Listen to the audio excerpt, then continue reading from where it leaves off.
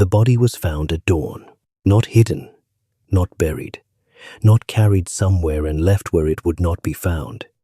The body of Marguerite Aubert, keeper of the king's private correspondence, the most trusted hand in the royal scriptorium of Paris, was found seated at her writing table on the morning of November 9th, 1307, with her quill still in her fingers and her ink still wet on the page she had been working, as though she had simply stopped mid-sentence.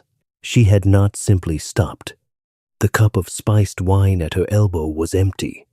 The candle beside her had burned down 4 inches.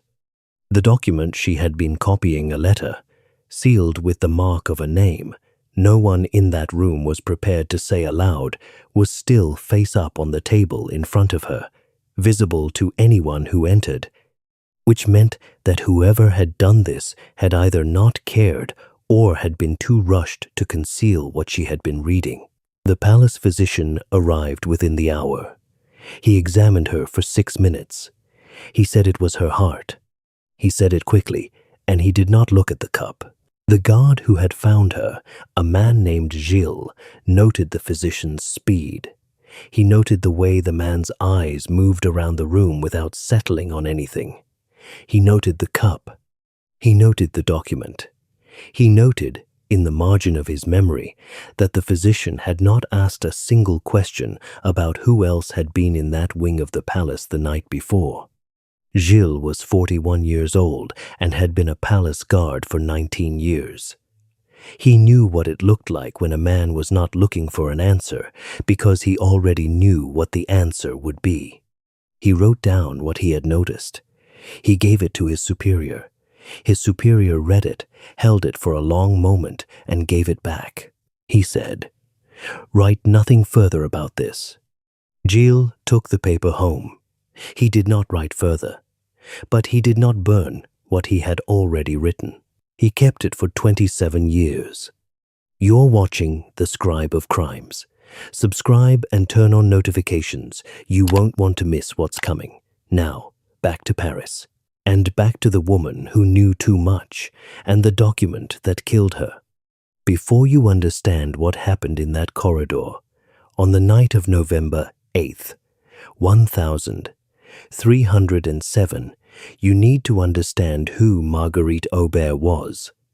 Not the position, not the title, not the impeccable handwriting that had made her indispensable to 3 successive administrators of the royal scriptorium.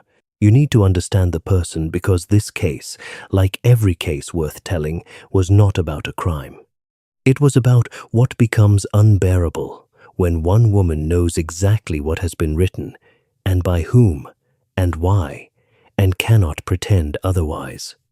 Marguerite was born in Paris in 1271. The 3rd child and only daughter of a notary who worked in the courts near the Ile de la Cité. Her father was a methodical man with an exceptional memory and a horror of imprecision qualities. He passed to his daughter with the particular completeness that sometimes skips sons entirely and lands whole in a daughter who was paying attention. He taught her to read Latin before she was 8. He taught her the forms of official correspondence before she was 12. He brought her into his office on Saturdays and let her copy documents while he worked, correcting her letter formations with a wooden stylus and a patience that the boys in his employ never received. By the time she was 20, she wrote better than anyone in his office. By 23, through a connection her father had cultivated over 20 years of careful professional relationship, she had secured a position as a copying hand in the royal scriptorium, not as a scribe in the official sense, which was a role that did not formally exist for women in 1294, but as a hired hand for correspondence work, which was a role that existed for anyone who could do it well enough that the administrator didn't care what they were called. She was very good at it. She was also, and this is the thing that mattered genuinely, almost constitutionally silent. Not shy, not passive, not indifferent. simply a woman who had understood early that the rooms she was permitted to occupy were rooms in which it was better to be underestimated. She sat at her table and copied letters and listened to the conversations that happened around her as though she were not there. And she retained everything she heard with the same precision she brought to the documents she transcribed, and she gave no outward indication of any of this. Over 13 years, she had become indispensable in the way that invisible people become indispensable, not because anyone gave her more responsibility, but because the responsibility accumulated around her, naturally, flowing toward the person who was reliable and present, and asked no questions that created inconvenience. By 1307, she was the keeper of the king's private correspondence files, the letters that were not meant to be found, the documents that were copied in duplicate, one copy for the official archive and one copy for a locked drawer that only 2 people in the palace had a key to open. She organized them. She cross-referenced them. She knew, in the precise and technical sense of the word, everything. She also, in November of 1307, knew something specific, something that had arrived in a letter 3 weeks earlier, been copied in her hand at the request of the man who gave it to her, and sat in the locked drawer ever since, alongside a weight that had been growing daily. The letter was from a man who should not have been writing to the person it was addressed to, and what it contained would have destroyed 2 people. One of them very powerful, one of them something worse if it had ever been read by the wrong eyes. She had read it. She had copied it. She had been asked to file it and forget it. And she had filed it and had not forgotten. On the night of November 8th, 1307, someone decided that the forgetting needed to be permanent. The royal scriptorium occupied a wing of the Palais de la Cité that had been expanded twice in the previous 30 years as the administrative demands of the French crown grew beyond what the original building could accommodate. By 1307, it was a complex of connected rooms on 2 levels, a large common hall for ordinary copying work, a suite of smaller rooms for senior clerks and specialized correspondence, and, at the far end of a corridor on the upper level, 3 locked rooms that contained the private archives of the king's household. Marguerite's table was in the second of the smaller rooms. She worked there alone in the evenings when the common hall had emptied and the corridor was quiet, because the evening hours were when she thought most clearly, and because the solitude was, for her, not a deprivation but a relief. 3 people had legitimate reason to be in that corridor after dark on the evening of November 8th. The first was Brother Theodore Lescourt, the senior archivist who held one of the 2 keys to the private correspondence rooms. He was 57 years old, formerly of the Dominican order, a man of enormous learning and very specific loyalties who had spent the last 14 years building a position inside the royal administration with the slow, patient precision of someone who understood that proximity to power was more durable than power itself. He was thin-faced and careful, with the habit of keeping his hands folded in front of him when he spoke, a habit that gave him an air of composed neutrality that was not, on close examination, neutrality at all. He had given Marguerite the letter to copy 3 weeks earlier. He had asked her, in the particular way that was not quite a request and not quite an instruction, to be careful about what she remembered. She had given him her usual expression, the one that communicated nothing, and had said, "Of course." He had studied her face for a moment longer than the exchange required. He had not been entirely satisfied. The second was Renaud Pillet, the palace's head of household accounts, a man of 44, whose role gave him legitimate access to nearly every part of the administrative wing at nearly any hour. He was large, ruddy, and possessed of the specific social ease of a man who had never in his life been required to be invisible, who entered rooms confidently and was noticed and liked and trusted in the way that physically large, financially organized, reliably cheerful men are trusted in institutions that depend on smooth administration. He was not particularly subtle. He was not designed for subtlety. But he was useful to people who were, and he had been useful to Brother Theodore in particular for several years, in ways that neither of them discussed directly. What Renaud knew about the letter was not the same as what Theodore knew. He knew enough to understand that something had happened that needed managing. He did not know, or claimed not to know, the specific content of what Marguerite had copied. This distinction would matter later, and would be examined very carefully, and would ultimately prove insufficient. The third person was Isabelle Vernet, Marguerite's only close friend in the palace, a woman of 32 who worked in the household linen accounts and who had the specific quality of someone in whom other people confided because she projected, without effort or pretense, the sense that whatever you told her would be safe with her. She was small and dark-haired and had a memory for faces and tones of voice that complemented Marguerite's memory for written words in a way that the two women had privately found amusing for years, the only joke between them that neither had to explain to the other. Isabelle had seen Marguerite on the afternoon of November 8th, 2 hours before dark, in the corridor outside the common hall, and Marguerite had said something that Isabelle would repeat 27 years later, in front of an inquiry board, word for word, with the precision of a woman who had been carrying it since the day she heard it. She had said, "If something happens to me before morning, tell them about the document. They'll know which one." Isabelle had said, "What do you mean, before morning?" Marguerite had looked at her for a moment, then she had said, "Probably nothing," and she had gone back to her table. That was the last conversation anyone other than her killer had with Marguerite Aubert.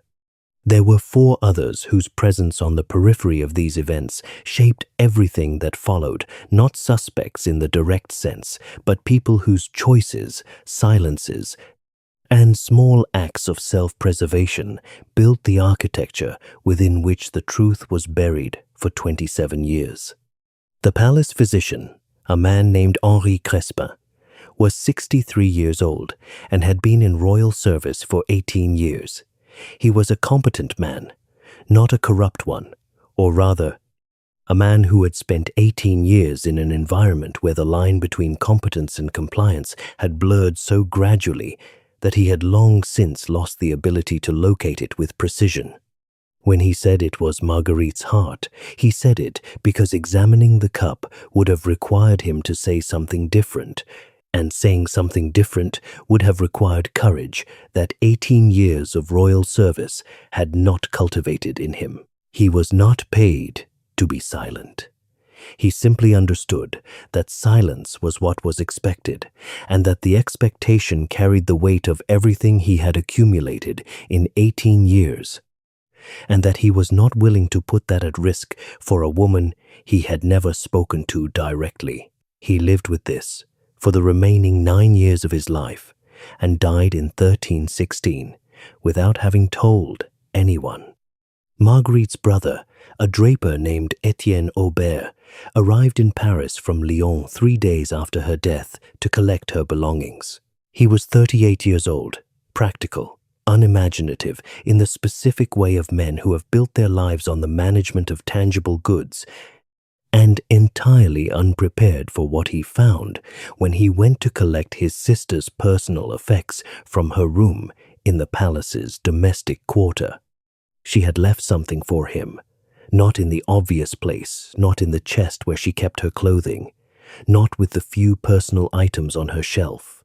It was inside the binding of a small psalter she had owned since childhood, tucked between two pages in the middle, where no one would look unless they knew to look. A single page, folded twice, in her handwriting. He could not fully understand what she had written. She had been careful, deliberately indirect, using references and names in abbreviated forms that would mean nothing to someone who did not already know the context. But the overall shape of it was clear enough. She had known something. She had been afraid. She had wanted someone to have it, in case she could not speak for herself. Etienne Aubert was a practical man from Lyon. He was not equipped to navigate the palace of the King of France with a piece of paper that seemed to implicate someone he could not name. He took the psalter. He went home to Lyon. He put the page back inside the binding, and he put the binding on a shelf, and he told himself that whatever his sister had been mixed up in, she was dead now, and he had a business to run and a family to protect. He told himself this for 27 years with varying success. The fourth figure was a young clerk named Arnaud Fabre, 21 years old in November of 1307, who had begun his position in the scriptorium 6 weeks before Marguerite's death, and who had the singular misfortune of being the last person to see her alive other than her killer. He had passed her corridor on his way out of the building around the 9th hour of the evening, had seen light under her door, had heard nothing unusual, and had continued on without stopping. He did not report this at the time because no one asked him, and it did not occur to him that it mattered. He was 21 years old and very junior and entirely unaware of what was happening around him. He was 48 when it finally mattered.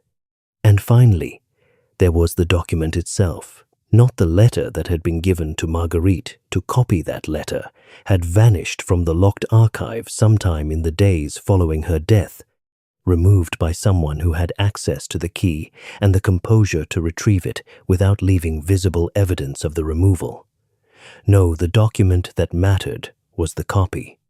The second copy, made in Marguerite's hand, which should have gone into the locked drawer alongside the original, and which was, according to the inventory that Brother Theodore conducted in the week after her death, not there.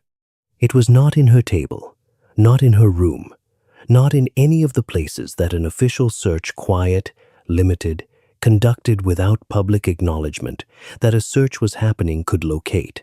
For 27 years, the copy was simply gone, until it wasn't. The investigation in November of 1307 lasted 11 days. It was not called an investigation. It was called a review of circumstances, conducted by a pair of palace administrators appointed by the household chamberlain, which was a distinction without a practical difference except for one.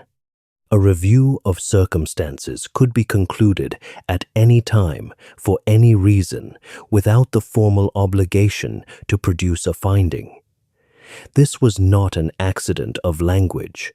The two administrators, men named Fortin and Beaulieu, both of them competent, both of them entirely aware of the environment. They were operating and questioned 11 people over those 11 days. They questioned the guard who found her. They questioned the physician. They questioned Renaud Palais, who was cooperative, articulate, and presented his alibi a late dinner with 3 other household officers in the south wing with the ease of a man who had had several days to ensure its details were secure. They questioned Isabelle Vernet, who told them about the conversation in the corridor and was thanked for her account and heard nothing further. They did not question Brother Theodore Lescaut. He was a senior figure in the palace administration. His questioning would have required authorization from above the level of a household review. The authorization was not sought. Their finding, filed on November 20th, 1307, stated that Marguerite Aubert had died of a sudden failure of the heart, which was consistent with the physician's assessment, and that no evidence of external cause had been identified. It noted the conversation reported by Isabelle Vernet, but characterized it as the anxious remark of a woman who had been under strain in her work and should not be taken as indicative of any specific threat. It was filed, sealed, and placed in the archive of administrative records, where it remained for 27 years without being opened. Gilles, the guard, read the finding when it was posted. He folded the paper he had kept from the morning of the discovery and put it away more carefully. He did not sleep well for several weeks. Then he slept better. Then life continued, as life does, and the stone in his mind settled into the background noise of things he had not been permitted to resolve. He was not a man who forgot. He was simply a man who had been made, very clearly and without ambiguity, to understand that remembering was not the same as being able to act. What happened next, what changed everything, began not in Paris, but in a village outside Orléans, in the spring of 1330, with a dying woman and a psalter she had been given by her father. Etienne Aubert died in February of 1330, 23 years after his sister, leaving his business and his household to his eldest son, and his personal effects, including a modest collection of books and manuscripts, to his widow, a woman named Clémence, who did not read well and who approached the shelf of books with the practical intention of selling what had value and giving the rest to the local monastery. She brought the books to the monastery's librarian, a young monk named Frère Julien, who examined each one and assigned a value with efficient precision. He reached the psalter last. He opened it, turned several pages, and the folded paper fell out onto the table between them. He picked it up. He unfolded it. He read it twice. He was 24 years old, newly trained, and possessed of exactly the quality of person who, when confronted with something they do not understand, asks someone older who might. He set the psalter aside. He took the paper to the monastery's prior, a man of 60, who had spent his adult life in ecclesiastical administration and who read the page with the focused stillness of someone who recognized, immediately and without pleasure, that he was holding something that required handling with more care than a village monastery could provide. He sent Frère Julien to Paris. The prior's letter, which accompanied Frère Julien on the 4-day journey to the capital, was addressed to the office of the Royal Inquisitor, not the Ecclesiastical Inquisition, which had its own concerns in 1330, but the Civil Inquisitor attached to the court of the Parlement of Paris, a formal body whose function was precisely the examination of cases that had been improperly closed. It was addressed specifically because the prior, who had been in ecclesiastical administration for 40 years, knew exactly which door to knock on when what you were carrying was too dangerous for the wrong door. The letter said, "I am sending you a document that may be relevant to a death that was closed as natural in November of 1307. I cannot assess its significance. I am sending it because I believe someone capable of assessing it should have the opportunity." Frère Julien delivered the letter and the page on a Tuesday morning in early April of 1330. The Royal Inquisitor's office read both documents before noon. By afternoon, they had located the sealed administrative file from November 1307. By the following morning, they had sent for Isabelle Vernet. She was 55 years old when the summons reached her. She had left the palace service in 1315, had married a minor merchant in the textile trade, and had lived since then in a house on the right bank of the Seine, less than a kilometer from the Palais de la Cité, where Marguerite had died. She had never spoken publicly about that November. She had not forgotten a single word of it. She appeared before the Inquisitor's office on the Thursday, and she spoke for 4 hours without hesitation. The conversation in the corridor exactly as she had reported it to Fortin and Beaulieu in 1307, word for word, inflection for inflection, the exact tone of Marguerite's voice, and the exact pause before she had said, probably, nothing. The atmosphere of the weeks before the death, the tension she had observed in Marguerite's behavior, the two occasions on which Marguerite had mentioned a document in a way that was careful enough to communicate anxiety without providing specifics. The details she had not given to Fortin and Beaulieu because they had not asked, and she had judged, correctly, that the review was not designed to receive it, that on the afternoon of November 8th, she had also seen Brother Theodore Lescaut in the corridor outside Marguerite's room. He had been walking toward it. She had been walking away. He had nodded to her without speaking. She had not thought about whether this was relevant until she was walking home afterward and decided that it probably was, and also that it was not safe to say. She had been right about the second part. She had been carrying the first part for 23 years. Arnaud Fabre, who was now 48 and held a senior position in the archives of the Parliament itself, a career trajectory that had taken him from the royal palace to the adjacent institutions through the standard migrations of a capable administrative clerk, was summoned the following week. He was not difficult to find. He had been in Paris the entire time.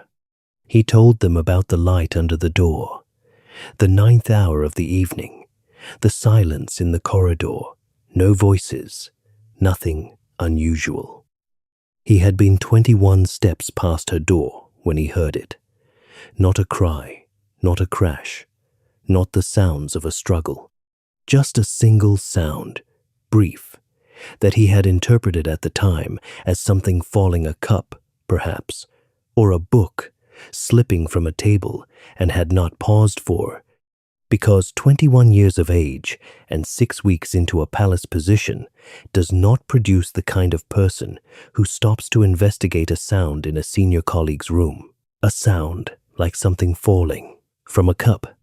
He had carried this for 27 years without connecting it to anything, because the conclusion it pointed toward had been officially closed 11 days after the event, and he had been a junior clerk with no standing to reopen it, and no certainty that what he had heard was what he was now, sitting before the Inquisitor's office, beginning to understand it might have been.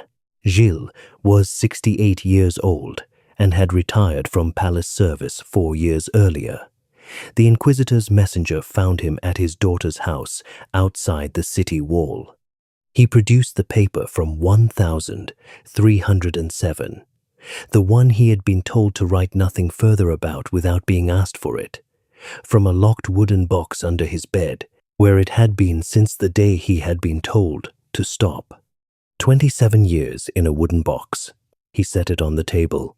He sat back. He said, "I have been waiting for someone to ask." What the paper contained was a precise, methodical note in Gilles' own hand from the morning of November 9th, 1307. It described the physician's behavior in detail. It described the cup, its position, its emptiness, the slight residue at the bottom that he had noticed and that the physician had not approached. It described the document on the table, not its content, which he had not been close enough to read, but the fact of it, its visibility, its position face up in front of a dead woman, as though it had been left there deliberately, or as though the person who had been in that room had not considered or had not cared what the document communicated about what had just happened. And it described one other thing. In the corridor outside Marguerite's room, on the stone floor near the door, there had been a mark, a single dark smear, small, the kind of mark that a boot makes when it has been in something wet and has been set down quickly and moved. He had noted its location. He had noted its shape.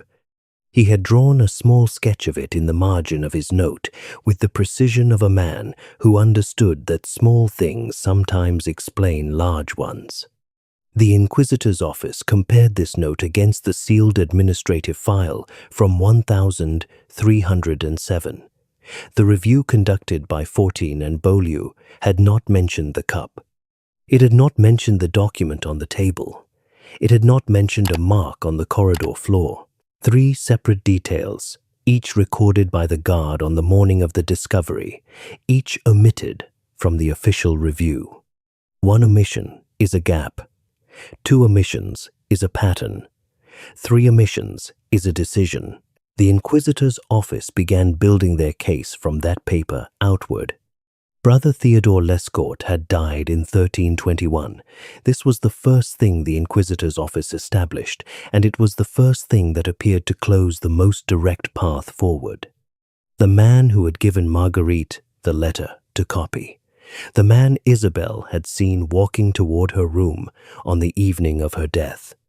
The man whose access to the locked archives gave him the means to remove the original letter in the days after, dead for 9 years. But the Inquisitor's office was not trying the dead. They were trying to understand what had happened well enough to establish, in the formal record of the Parlement of Paris, that Marguerite Aubert had been murdered, and by whose design, if not by whose hand.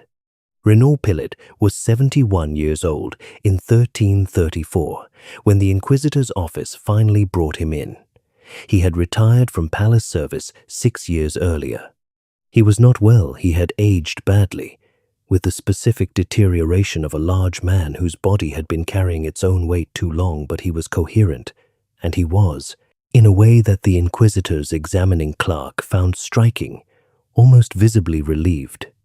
He had, it emerged over 3 days of examination, been waiting for this with an anxiety that had been steadily increasing since the arrival, 4 years earlier, of a letter from a former colleague who had told him, without specifics, that certain old files were being reviewed. He had not known what files.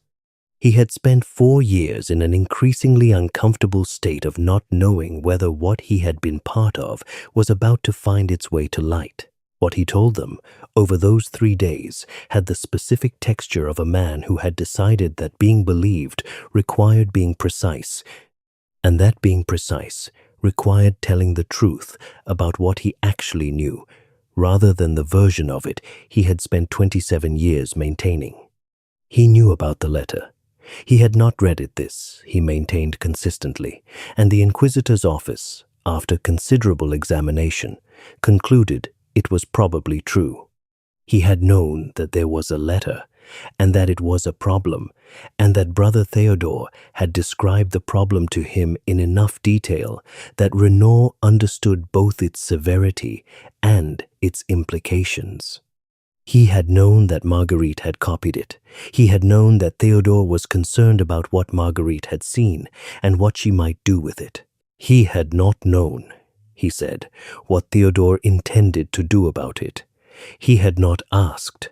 He had been told to make sure his alibi for the evening of November 8th was solid, and he had made sure of this, and he had not asked why. And he had told himself for 27 years that this was different from knowing. The Inquisitor's examining clerk wrote in her notes the clerk was a woman named Mathilde, which was unusual enough in 1334 to be worth noting, and which had been arranged deliberately by an inquisitor who understood that certain witnesses would speak more fully to certain examiners. She wrote, "The witness maintains the distinction between making his alibi solid and knowing why with a persistence that suggests he is aware. This distinction will be examined and is not certain it will hold." It did not entirely hold. What the alibi had concealed, not the dinner itself, which was genuine, but the hour at which Renaud had arrived at it, emerged through a separate witness, one of the 3 household officers who had dined with him that evening, now 64 years old. and in possession of the uncomfortable clarity that age sometimes brings to things one has been trying not to think about precisely. He had arrived, this witness recalled, not at the hour he had stated in 1307, but later, approximately 1 hour later. He had made a reference to having been delayed by business in the administrative wing. 1 hour. The corridor where Marguerite's room was located was in the administrative wing. Renaud Pillet could not adequately explain the hour. The question then became, what was his role? Was he present in that corridor because Theodore had sent him as a second pair of eyes, as a practical support, as the person who could ensure that Marguerite was not interrupted while something was added to her wine? Or had he been something more active than that? The Inquisitor's office considered this for 6 weeks. They consulted the testimony of every available witness. They examined the physical record, Gilles' note, the administrative file, the page from the psalter, the testimony of Isabelle and Arnaud, and they constructed from it a sequence of events. The sequence was as follows. On the evening of November 8th, 1307, Marguerite Aubert remained at her table in the scriptorium after the other clerks had left. This was her habit. This was known. At some point, in the earlier part of the evening before Arnaud Fabre passed her corridor at the 9th hour, Brother Theodore Lescaut had entered the room. He had, on the pretext of some administrative business, brought her a cup of spiced wine. This was not unusual. The evening hours were cold. The provision of wine to working clerks was a standard courtesy that Theodore extended occasionally, and that would not have caused Marguerite to be on guard. The wine contained something. What it contained, the Inquisitor's office established through a physician, not Henri Crespin, who was dead, but a physician of sufficient learning to identify, from the description of the cup's contents that Gilles had noted in his paper, the likely nature of what had been used, the slight residue, the particular quality of the empty cup sitting beside a woman who had been in apparently good health and was found dead in her chair within hours. A preparation derived from certain plants known to apothecaries in Paris in 1307 and available, without great difficulty, to someone with the connections and the funds that Brother Theodore had accumulated. Marguerite had drunk the wine. She had continued working. She had not realized immediately, perhaps not until she felt the first effects of whatever was in the cup, that something was wrong. Arnaud Fabre passed the corridor at the 9th hour and heard a sound like something falling. Marguerite Aubert died that night at her writing table. Brother Theodore Lescaut had been in her room in the earlier part of the evening, seen by Isabelle in the corridor, and had not been there when Gilles arrived at dawn. Whatever he had done in the interim, whether he had remained until she was dead, whether he had returned later, whether the mark on the corridor floor was from his boot or from Renaud Pillet's, he had been present that evening and had had the means, the motive, and the specific knowledge required to do what was done to her. Renaud Pillet had been in the administrative wing during the hour that his alibi did not cover. His role was never fully established to the Inquisitor's satisfaction. But his complicity, his prior knowledge, his deliberate preparation of an alibi, his 27 years of silence that had been something more than passive, was not in doubt. The document Marguerite had been working on when she died, the copy she had made of the letter given to her by Theodore, was the last piece. It had not been destroyed. This was the thing that the Inquisitor's office had hoped for and had not entirely expected. Marguerite had hidden it, not in the palace, where it would have been found in any search. She had hidden it somewhere outside the palace, in a place she had arranged before the evening of November 8th, which meant she had known for some time before that evening, that the letter was dangerous, and that she might not be in a position to keep it safe herself. What Etienne Aubert had found in the psalter was not the document itself. It was directions to it, written in Marguerite's careful, precise hand, abbreviated in a way that was deliberately opaque to anyone who did not have the context to decode it, but which, once the Inquisitor's office had the context, was readable. The document was in the possession of Isabelle Vernet. Marguerite had given it to her, not the original copy, but a second copy made from the first, in her own hand, in the weeks before her death, and had told Isabelle to keep it somewhere safe and to produce it if something happened to her. Isabelle, who had not been asked the right questions in 1307, had kept it. For 27 years, in a locked chest in her house on the right bank, she had kept it, because Marguerite had told her to, and because she was a woman who kept her word, and because she had been carrying the weight of that promise since November of 1307, and needed, very badly, for the weight to finally mean something. She produced it when the Inquisitor's office asked. It was intact. It was legible.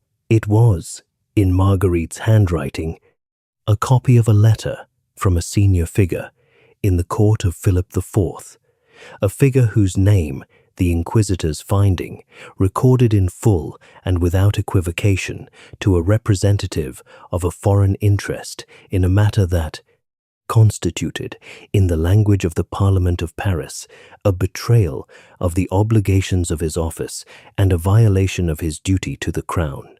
The letter was not the letter that had started the Knights Templar affair, that had moved through different channels and different hands, and had been present in the public life of Paris since the arrests of October 1307.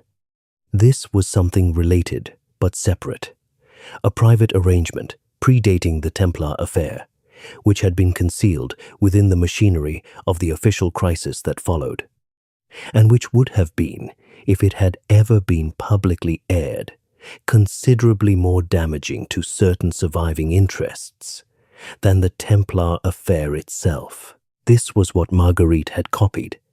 This was what she had known. The finding of the Parlement of Paris was recorded in May of 1334, 27 years after Marguerite Aubert died at her writing table, with her quill in her fingers. It named Brother Theodore Lescourt, deceased since 1321, as the primary agent of her murder by means of a poisoned preparation administered in wine. It named Renaud Pillet, who was alive to receive the finding and did so in his house outside Paris on a Tuesday morning, as a knowing accessory before the fact, aware of the plan, prepared to support it, and silent about it for 27 years. It formally designated Marguerite Aubert's death a homicide and reversed the finding of natural causes recorded in November 1307. It noted that the original administrative review had been deliberately circumscribed and named, without being able to try, the chamberlain who had appointed Fortin and Beaulieu and had authorized the review's limited scope. Renaud Pillet was 71 years old. He was in poor health. He was not imprisoned. The Parliament weighed the question and concluded that the act of imprisonment would accomplish nothing that the finding itself did not, and that a man in his condition, confined to a cell, would likely die before any formal proceeding could conclude, which was not an outcome that served justice in any meaningful sense. He was stripped of all titles, all accumulated pension rights, and all standing within any royal institution. He was required to give public acknowledgement of what he had done, which he gave in writing, in the presence of witnesses, in a document filed alongside the Parliament's finding. He lived another 2 years. He died in his house in 1336 with the public acknowledgement on record and the finding sealed into the archive of the highest court in France. Isabelle Vernet was present in the Parliament when the finding was read. She was 60 years old. She had brought the document, the copy in Marguerite's hand herself, and had placed it on the table in front of the examining board with the particular care of someone handling something that has been in their safekeeping for too long. When the finding was read, she did not cry. She sat with her hands in her lap and looked at the document in front of the board and appeared to be doing something internal that had no outward expression. Afterward, a clerk asked her if she would like to retain a copy of the finding for her personal record. She said, "No, I have been keeping records for 27 years. Someone else can keep them now." Gilles did not attend. He was 68, and the journey to the Parliament was too much for him.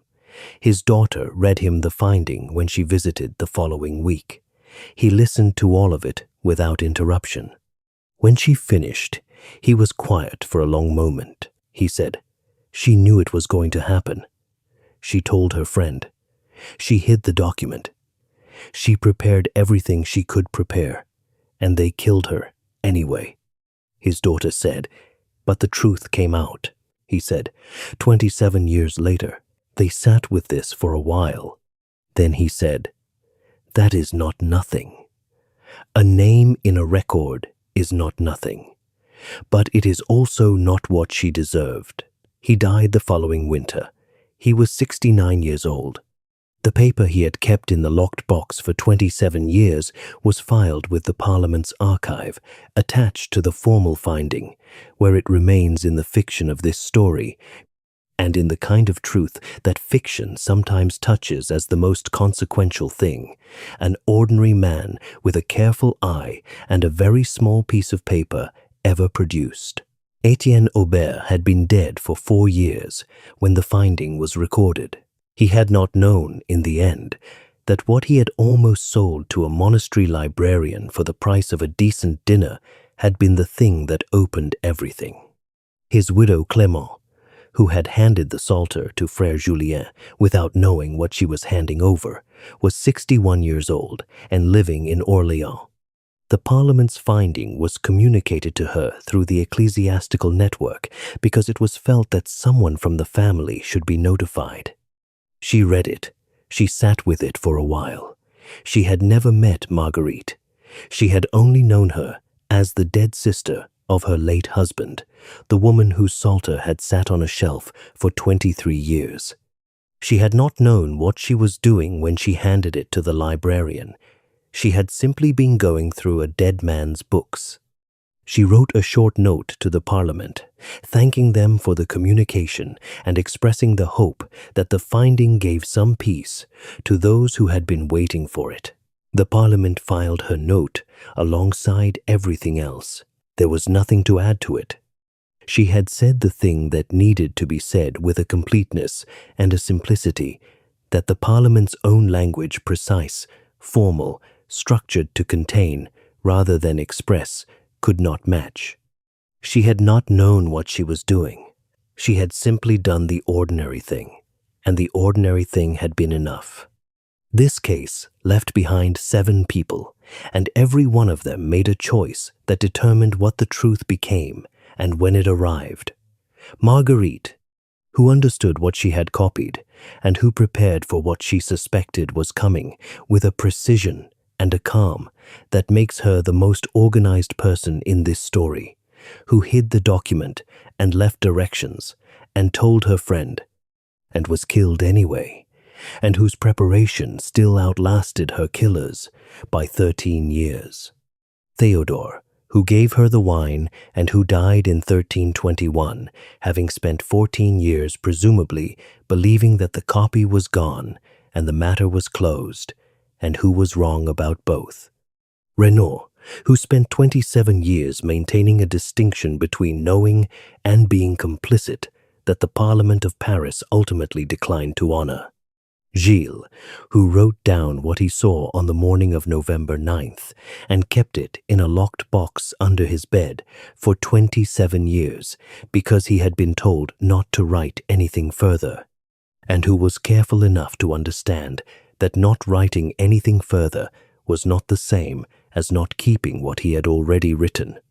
Isabelle, who carried a document in a locked chest for 27 years because her friend had asked her to, and who never told anyone because she had promised not to, and who produced it the moment she was finally asked by someone with the authority to use it. Etienne, who almost threw away the psalter, who put it on a shelf instead, who died without knowing what he had kept. And Clément, who handed a book to a librarian on an ordinary afternoon in 1330 and set in motion a process that reached the highest court in France 4 years later, who did not know what she was doing, who simply cleared a dead man's shelf. 7 people, 1 cup of wine, 1 hidden document, 27 years. Here is the question. Marguerite Aubert had days, perhaps weeks, to understand what was coming. She hid the document, she left directions, she warned Isabelle, she prepared everything a person could prepare. Why did she stay? She could have left Paris. She could have taken what she knew and gone to Lyon, to Etienne, to somewhere outside the reach of the palace. She had the knowledge and the time and the preparation to disappear. She chose not to.